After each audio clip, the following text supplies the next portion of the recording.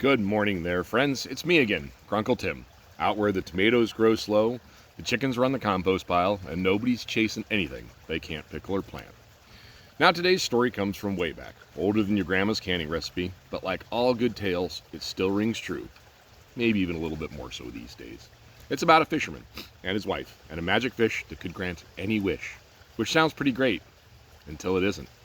You see, sometimes we keep wishing for more, and we forget what was already good enough.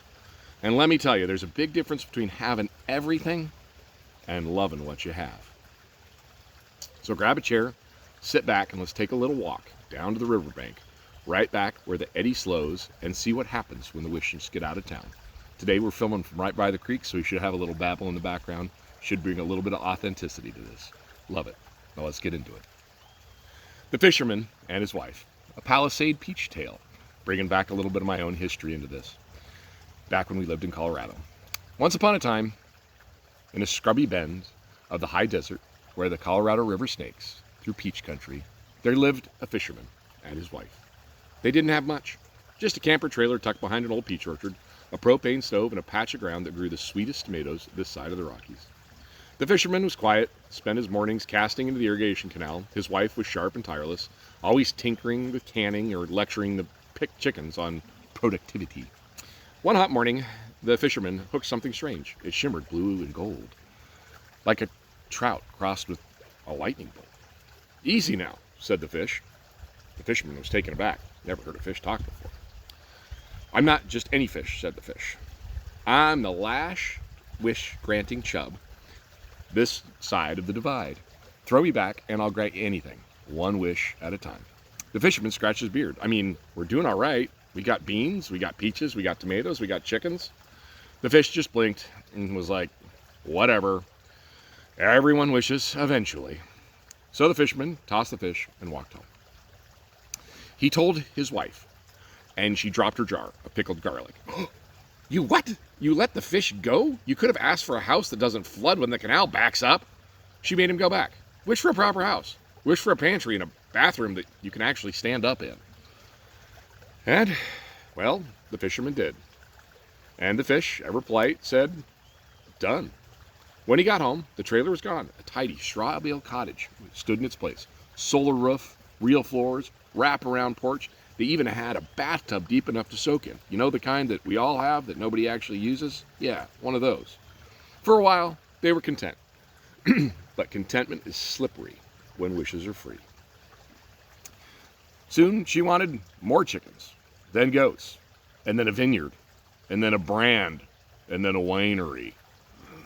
Then, on top of that, she wanted to run for city council so she could regulate other people's irrigation rights.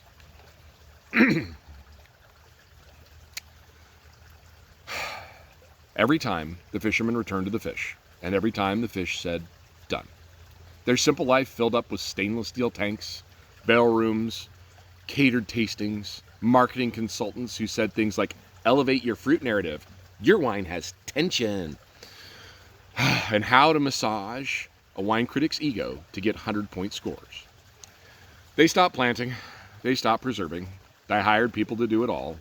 People who didn't care whether the tomatoes were dry farmed or the eggs were from the coop. And one day the fisherman walked into their tasting room where his wife stood in a silk scarf talking to a natty wine influencer about being a non-interventionist winemaker, which is something you don't have to do if you wish for it all. And he didn't recognize his own life. That night he asked her, "Do you remember how to plant garlic?" She scoffed and said, "Why would I? We have immigrants that live in a trailer down by the river to do that for us. We don't have to do that anymore." Something in him then, not with anger, he just broke and had nothing but clear clarity, and he knew what he had to do. The next morning, without saying much, he walked down to the river one last time. The fish was already there waiting for him. "No wish this time," said the fisherman. "Just undo it. Undo all of it, please." The fish sighed like he'd been waiting for that moment. Done. When the fisherman got home, the lodge was gone, the vineyard was gone, the marketing team, thank God, gone. Then the trailer, the dusty orchard, and a shovel leaning against the chicken coop. His wife sat on the step, dirt on her hands, a single peach in her lap. She looked at him and said, "I dug a hole today for garlic. My back hurt, but it felt good." He smiled and said, "Yeah, it does."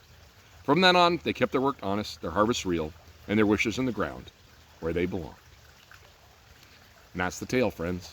If you liked it, don't forget to like, subscribe, and share. For somebody who could use a good story and a reminder to keep their wishes grounded.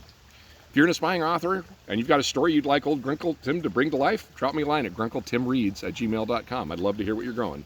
Until next time, keep it simple, keep it kind, and keep your hands in the dirt.